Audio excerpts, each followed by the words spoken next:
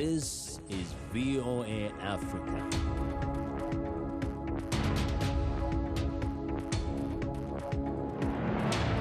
Hello, I'm Esther Githui-Ewart. It's Thursday, April 1st. Welcome to Africa 54. We continue to work remotely because of the COVID-19 pandemic. But what hasn't changed is our commitment to bringing you the latest and most important news from the African continent and around the world. This is today's Africa 54.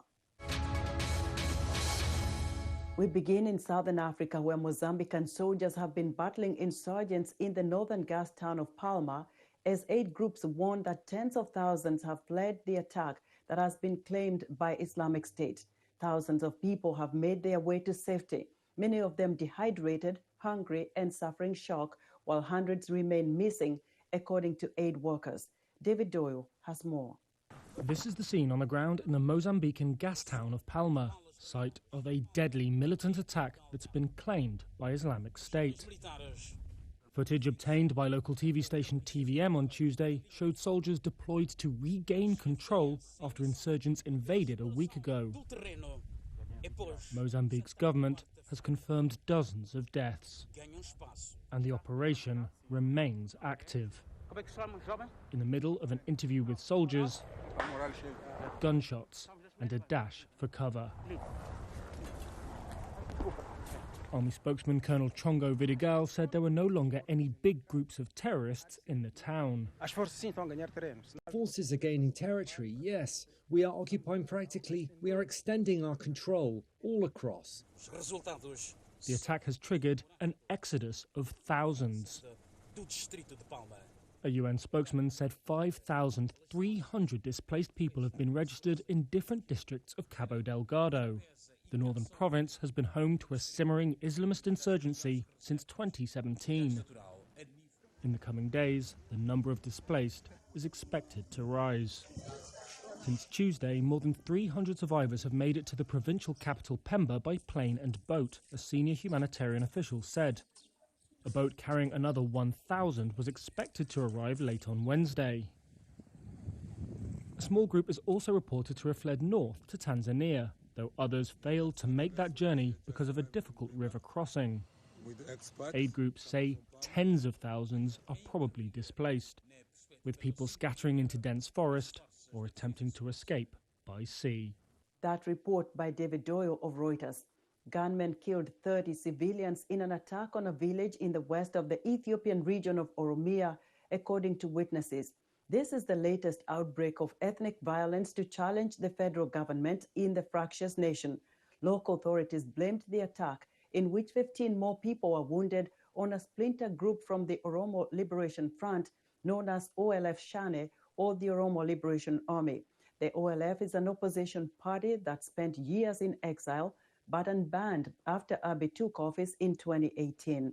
The state-affiliated Ethiopian Human Rights Commission said that the latest attacks on civilians in western Wolega showed that the security situation in the area has not improved and is instead spreading to neighboring regions and causing additional human rights violations. Heavy gunfire was heard in the streets of Niger's capital Niamey on Wednesday after a military unit reportedly attempted to seize the presidential palace just days before a handover of power. Nekachile of Reuters reports. A military unit has attempted to seize the presidential palace in Niger's capital, Niamey, a security source said on Wednesday, just days before a handover of power. Early on Wednesday, the sound of heavy gunfire echoed through the capital's streets. That was the assailants being pushed back, the security source said, adding that order was now restored. 3 other security sources said the rebellious unit from a nearby airbase had fled after the attack was met with heavy shelling and gunfire from the Presidential Guard unit. A search is ongoing. The sources who spoke on condition of anonymity did not comment on the whereabouts of the president-elect Mohamed Bazoum. He is due to be sworn in on Friday after an election victory that was disputed by his opponent, former President Mohamed Usman. The inauguration marks the first democratic transition of power in a country that has witnessed 4 military coups since independence from France in 1960. Both attacks by Islamic militants and protests have increased since Bazoum's victory in the presidential runoff in February. Usman says the vote was marred by fraud. In pockets of the capital on Wednesday, his supporters took to the streets for a scheduled protest. Police fired tear gas, according to witnesses, who also said roads out of the city had been closed. That was Neka Chile of Reuters reporting. The coronavirus pandemic has made a deep mark in Africa's megacities such as Johannesburg, Lagos, and Nairobi. But more than half of the continent's population lives in rural areas, which large-scale lockdowns have effectively sealed off. VOA's Anita Powell visited one small South African town to see how its residents are coping under pandemic restrictions. It's hard to see COVID-19 here in the village of Kamatsamo in rural South Africa. On a recent day, most residents weren't diligently wearing masks outdoors, as is the law. But the pandemic is deeply felt here, say residents, who point not to death tolls, but to economic and social devastation. It's been a problem, like a really problem, a big problem to me. 22-year-old Pakale Sambo wants to become a carpenter and eventually set up her own carpentry shop. But that dream ended when the pandemic arrived. Because I can't continue with my carpentry studies. I just stopped. And I can't even start my own business because the money is too low. People are complaining they can't even buy these fruits. They are complaining, they say it's too much money, I'm being expensive or something. They say that. Data about COVID's impact on Africa's urban-rural divide is still being gathered. But one recent study from a group of Nigerian and British researchers warns that rural African communities risk being left behind in the pandemic because of the lack of amenities like good road networks and strong infrastructure like clinics and hospitals. Big efforts such as vaccination campaigns are much more difficult in rural environments, says Freddie Nkosi, country director of an NGO in the Democratic Republic of Congo that focuses on remote, rural, low-income countries. You need to keep the vaccines in the cold chain environments. And you need to train the people who will transport the vaccines. You need to train the people who will be using the vaccines, the health workers. So getting all these different pieces of puzzles in a very short period of time, that's very, very challenging. For a town like Kamatsamo, which has 23,000 residents and is less than a day's drive from Johannesburg, that is doable. And for that reason, residents say they prefer to stay here. It's better to stay in a small place because we have small people there than the big cities, because in the big cities there's a lot of people. Some of them they don't know about COVID, they are stubborn, they don't care about that things. I think around the rural area is much better than the city because there's not a lot of people. Actually, I think it's safe to be in the rural area. But Nkosi says his experience in the largest country in sub-Saharan Africa is concerning, what little of it he gets to see. I traveled in over 5 provinces so far, where I see disparity between what is happening in the urban area or in Kinshasa and what is happening in most of the rural areas, where, for example, if I have to start with the health workers and community health workers, in the rural areas, they have limited access to personal protective equipment compared to those who are in the urban areas. But rural African life has always been complex and resilient. This town has existed in some form for hundreds of years, through wars, epidemics, and upheavals. This pandemic, in a way, is just a blip in its history. Anita Powell, VOA News, Kamatsamo, South Africa. A team of South Africans has won a Cape Town competition to create a zero-carbon home just ahead of Earth Day on April 22nd. Experts say the house design, which incorporates solar power, passive cooling, rainwater harvesting, and a food garden, could help reduce the nation's carbon footprint. Vinicius Assis reports from Cape Town, South Africa. A team of 9 South African students and young professionals won the first My Clean Green Home, a local building and design competition. The contest challenged designers to build a house that produced no carbon emissions with a budget of just $12,000. It's a good way to bring what we believe and what we study to the general public and to actually share this with the city of Cape Town and the festival to actually educate people more about net zero carbon buildings. Despite the small size, just 7 square meters, the house's quality surprised the public. Being green is always expensive, so it can't be rolled out to everybody. But if this is sustainably, economically viable, then it makes a lot of sense. Cape Town authorities say buildings consume 38% of the city's energy and generate 58% of its carbon emissions. They aim to have all new city buildings carbon neutral from 2030. People can take elements of this home and bring it into their own houses, or they can rethink what a house might be. South African green building experts say the net zero concept should not be limited to Cape Town. Net zero refers to when emissions are balanced by absorbing an equivalent amount from the atmosphere. My Clean Green Home project could definitely be applied nationally. It is an example of a project that is net zero. You can go and see it. It's been built during COVID. It's been built with materials that we already have available, and that shows that it is possible. South Africa has for years suffered rolling power cuts that leave people without electricity for hours at a time. The country's power problems could ironically help drive more South Africans to net zero buildings. Vinicius Assis for VOA News, Cape Town, South Africa.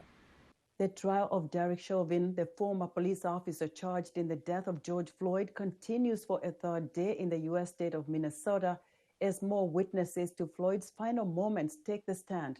Jesusemen Oni has this report. Surveillance video capturing George Floyd's final moments is played in a Minnesota courtroom as prosecutors lay out the sequence of events that led to his death. Oh my God. Day 3 of the murder trial of former police officer Derek Chauvin brought emotional testimony from several eyewitnesses. Charles McMillian said he felt helpless trying to get Floyd to calm down as officers struggled to get him into the back of a squad car. I'm trying to get him to understand that when you make a mistake, once they get you a cup, it's no certain thing as being class spoken. You're going to go with them. Minutes before the police encounter, Floyd is seen inside a convenience store where he bought cigarettes with a suspected fake $20 bill. Christopher Martin, the store clerk and one of the last people to speak with Floyd, testified he seemed friendly but under the influence of drugs. I had asked him if he played baseball. He went on to respond to that, but it kind of took him a little long to get to what he was trying to say, so it would appear that he was high. An autopsy confirmed fentanyl and methamphetamine in Floyd's blood, and Chauvin's defense lawyers argue Floyd's drug use had an impact on his health. You also indicated that he was having some trouble with certain words. Correct. He was trying to form the words. After receiving that alleged counterfeit bill from Floyd, Martin testified he eventually told his manager. After confronting Floyd, the police were called. But as the situation unfolded, Martin recalls his disbelief and feelings of guilt. Why guilt? If I would have just not taken the bill, this could have been avoided. Over the last 3 days, several eyewitnesses, including teenagers, have described to jurors the shock of watching Floyd struggle while pinned underneath Chauvin's knee. The case sparked global protest against police brutality against black people. The trial is expected to last several weeks. Jesusemen Oni, VOA News. We want to know what you think about Africa 54. Join the discussion on Facebook. The address is Africa 54. We're also streaming our broadcast live on Facebook. Please watch and share our show with your friends. Also check out our headlines 24/7 on voaafrica.com. Still to come, we'll find out what Uganda's rugby games have to do with cow hooves. Stay with us.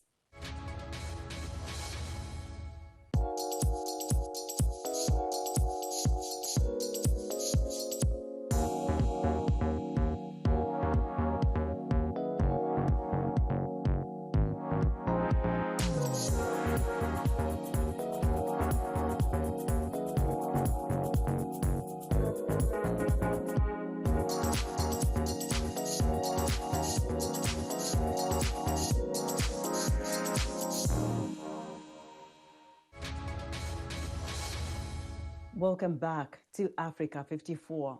The State Department released its annual country report on human rights. The report examines how nations treat their citizens from the voting booth to the workplace. VOA's Arashar Basadi has this report narrated by Emmy Cox. Too many people continue to suffer under brutal human rights conditions in 2020. This, according to the State Department's annual country report that examines how governments treat their people. U.S. Secretary of State Antony Blinken presented the report, opening with a grim outlook. The report we're releasing today shows that the trend lines on human rights continue to move in the wrong direction. We see evidence that in every region of the world, this is happening. Blinken called the Chinese government's treatment of its minority religious and ethnic groups genocide. The report lists violence against and imprisonment of critics and journalists in places like Russia and Belarus. Washington Director at Human Rights Watch, Sarah Holewinski, says the report highlights an administrative shift in foreign policy. When you look up sort of definition of human rights abuses, Iran is right up there. And I think this administration in particular has an interest in calling out what those abuses are. Blinken also mentioned the violence in Myanmar following a military coup there after Aung San Suu Kyi's National League for Democracy party won a landslide election in November. Holewinski says accountability in this report gives dignity to victims. The more that states are using these kinds of human rights reports to make their policies, that means that human rights is at the table. Holewinski says that approach to policymaking could influence one country's decision to send weapons of war to another. For Arash Arabasadi in Washington, Amy Katz, VOA News. Percentage-wise, Lebanon is home to the largest Christian population in the Middle East. As the country struggles in the face of multiple deep crises with no sign of respite, Easter this year offers little to celebrate. Jacob Russell has this report from Beirut. Palm Sunday in Lebanon is usually a boisterous day of processions, song and celebration. But this year, with COVID-19 restrictions ongoing and a profound sense of fatigue after months of crisis, Easter is a very different holiday. Father Richard Abi Saleh, a Maronite Catholic priest, ministers to a congregation of about 900 families at the Church of St. Maroon in East Beirut. It's too many things. It's too many things in 1 year. In 12 months, it's too much. Politically, economically, health, security, it's too much to carry for the Lebanese. They feel crushed. They feel humiliated. The value of the Lebanese lira is spiralling, and infrastructure and services are breaking down. This as politicians bicker over government positions. Meanwhile, life in this previously middle-class area of Beirut just gets harder. 2 years there's been no joy in the festivals. 2 years we can't be happy. Not at Christmas nor at Easter. I mean, there's no beauty in life. After what happened at the port explosion, people are exhausted. They're exhausted inside. At the Greek Catholic Church of St. Anthony, Father Esther Saliba fears losing his congregation to emigration. Oui, certainement, ça va diminuer. Certainement.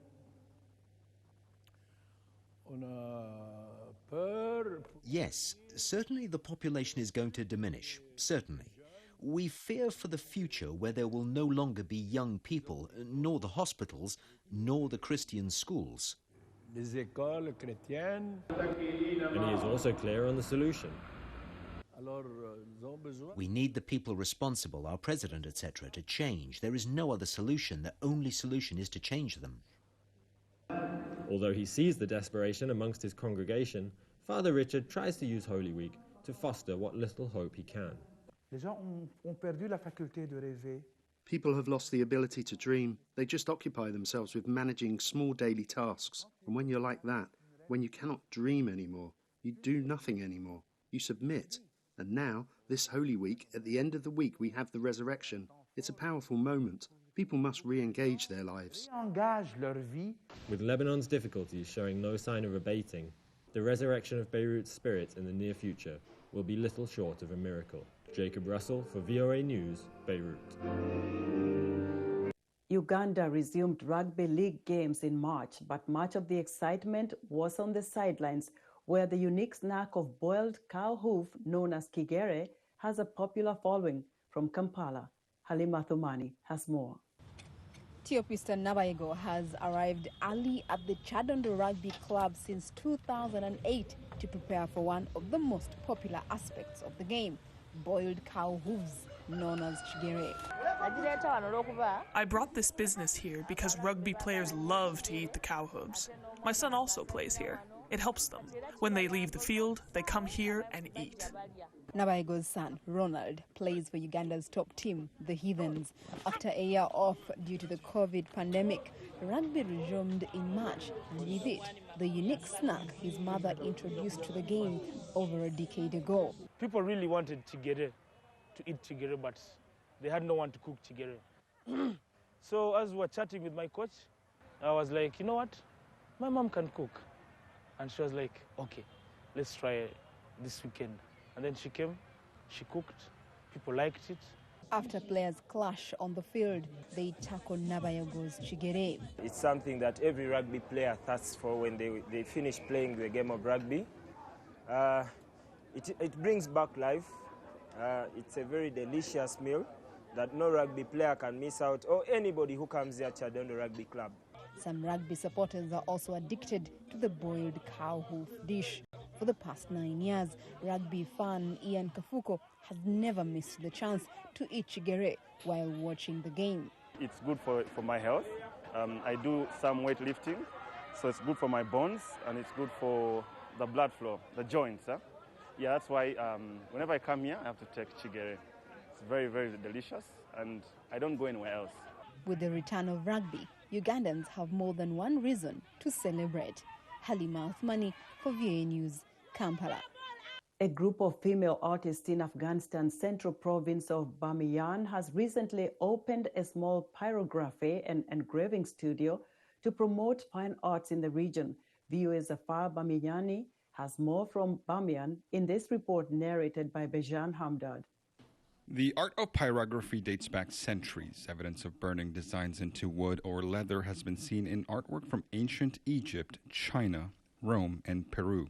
Today, a handful of female students work on pyrography art at a small studio in central Afghanistan's Bamiyan province. The studio's director says women's empowerment and the desire to make money were some of the reasons why they started.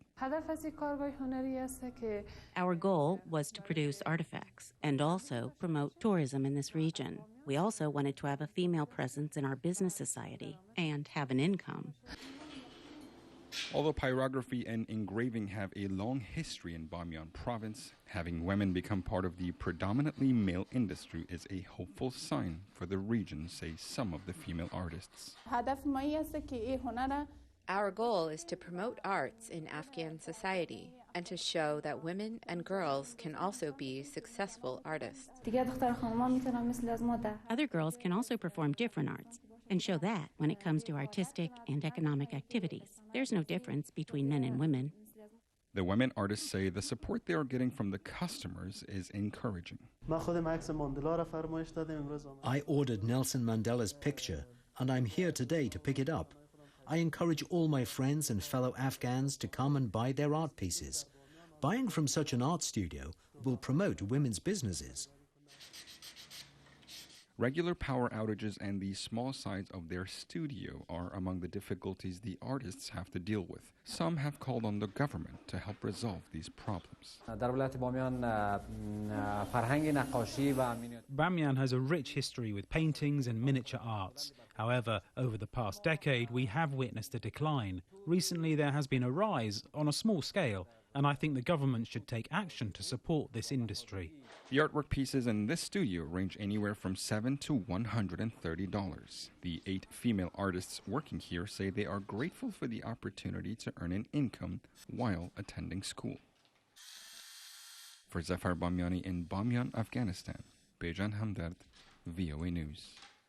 Boogie, a recent film by Chinese-American filmmaker Eddie Wang, addresses stereotypes Asian people face in the United States. Lead actor Taylor Takahashi spoke with VOA's Penelope Pulu about his film character and Asian representation in the film.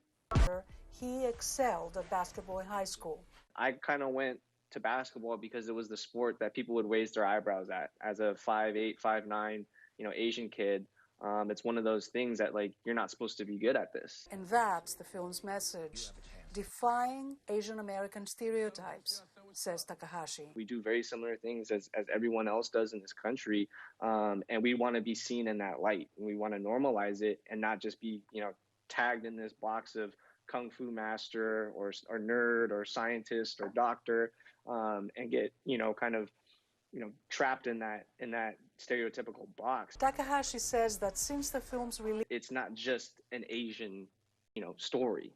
We're Asian vehicle and basketball is the vessel, but everyone can relate to this. Takahashi adds that American communities need to become more vocal against the rising anti-Asian violence during the pandemic. We never expected to have freedom or independence or equality. Any of these things you ABCs expect to have in this country. BOOGIE director Eddie Wang has grounded BOOGIE on his personal experiences of facing prejudice. I've faced abuse and violence my entire life for being Asian. Like when I was 5, a kid pushed me off the slide and broke my arm. But right now it seems to be really peaking for our community, and it's a real problem. Wang says the basketball drama explores themes of... And that's our show for today. Be sure to watch Africa 54 on our website at viewafrica.com. From all of us here in Washington, thank you for watching.